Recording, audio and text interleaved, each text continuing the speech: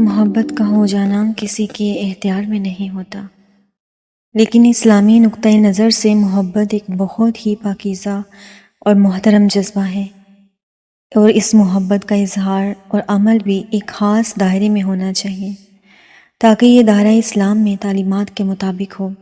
اسلام میں محبت کا مفہوم صرف جذبات اور خواہشات تک محدود نہیں ہے، بلکہ اس میں اخلاق، عزت اور احترام کا بھی عنصر پایا جاتا ہے۔ محبت کرنا کوئی گناہ نہیں ہے۔ اگر آپ محبت کو ایک جائز طریقے سے ایک جائز رشتے میں باندھنا چاہتے ہیں تو آپ کی محبت ناجائز نہیں ہے۔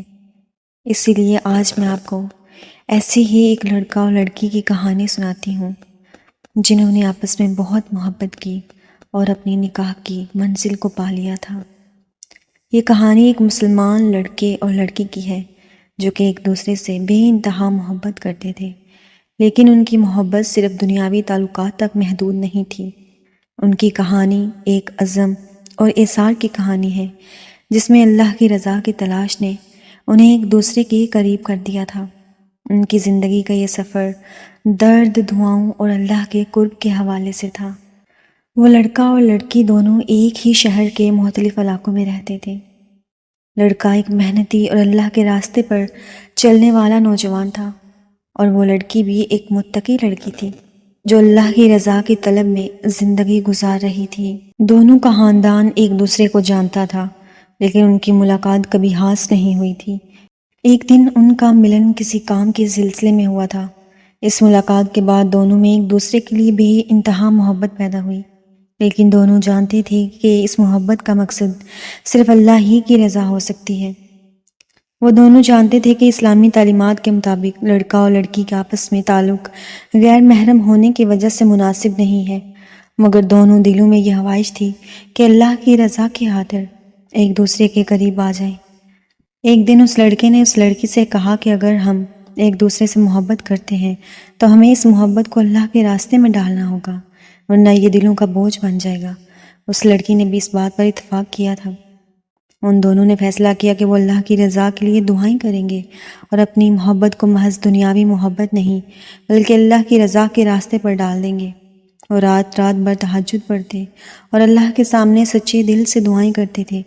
لڑکے نے اپنے دل میں اللہ سے یہ مانگا کہ یا اللہ، اگر یہ محبت تیری رضا کے لیے ہے تو اس کو کامیاب کر دے، اگر اس میں تیری رضا نہیں تو اسے اپنی طرف سے روک دے۔ اور وہ لڑکی بھی اللہ سے یہی دعائیں کرتی کہ یا اللہ، میرے دل میں جو بھی محبت ہے وہ صرف تیری ہی رضا کے لیے ہو۔ کئی مہینوں تک دونوں نے تہجد کی نمازیں پڑھی، دعائیں کی اور اپنے دل میں اللہ کے قریب ہونے کی کوشش کی۔ ایک دن لڑکے کو ایک اچھی ملازمت کی پیشکش ہوئی جو اسے شہر کے دوسرے حصے میں منتقل کر دیتی۔ لڑکی کے دل میں یہ خوف پیدا ہوا کہ شاید یہ فاصلے ان کی محبت کو کم کر دیں گے۔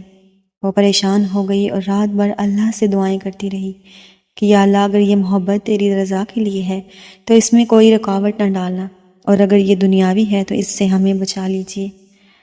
لڑکے نے فاطمہ کو ایک دن کہا کہ میں تمہارے لیے نہیں بلکہ اللہ کے لیے سب کچھ کر رہا ہوں، میری دعائیں ہمیشہ تمہارے لیے ہیں، اگر ہمیں اللہ کی رضا کی کوشش کرنی چاہیے۔ اس لڑکی نے اس بات کو سمجھا اور دل میں یقین کیا کہ اللہ ہی کی رضا سب سے زیادہ اہم ہے۔ ایک دن جب وہ لڑکا اور لڑکی دونوں اپنی اپنی دعاؤں میں مصروف تھے تو اللہ کی رحمت سے ان کی زندگی بدل گئی۔ لڑکی کے والدین نے اسے ایک اچھے اور دیندار لڑکے سے شادی کے لیے راضی کر لیا، اور لڑکا بھی اپنے سفر میں اللہ کی رضا کے لیے کامیاب ہو گیا۔ دونوں کے دلوں میں اللہ کا شکر تھا، اللہ نے ان کے راستے کو روشن کر دیا تھا۔ لڑکا اور لڑکی کی یہ کہانی ہمیں یہ سبق دیتی ہے کہ محبت صرف دنیاوی نہیں ہوتی، بلکہ اگر دل میں اللہ کی رضا ہو تو وہ محبت کامیاب ہو جاتی ہے۔ ان کی محبت کا سفر دعاؤں، تہجد اور اللہ کی رضا کی تلاش پر مبنی تھا، اور آخرکار وہ ایک دوسرے کو اللہ کی پوری رضا کے ساتھ حاصل کر چکے تھے۔ قرآن پاک میں اللہ تعالیٰ نے اپنی محبت کا ذکر کیا ہے، اور اسی طرح نبی پاک صلی اللہ علیہ وسلم کی سنت بھی محبت اور رحمت کا پیغام دیتی ہے۔ محبت کا مفہوم صرف جذباتی تعلقات نہیں بلکہ اللہ کی رضا اور اس کے راستے پر چلنے کی کوشش ہے۔ ہر چیز ہاتھ سے نکلتی جا رہی ہے، مایوسیوں کے اندھیروں میں گم ہوتے جا رہے ہو، اور ایسا لگ رہا ہے کہ آپ کی زندگی ختم ہو گئی۔ تو سنو، سب چھوٹ بھی جائے نا، مگر رب سے رابطہ نہیں چھوٹنا چاہیے۔ اگر خود چل کر آپ اس کی طرف نہیں جائیں گے تو وہ غم بیچ کر تمہیں اپنی طرف متوجہ کروائے گا کہ تم سے زیادہ تمہارا رب تم سے محبت کرتا ہے۔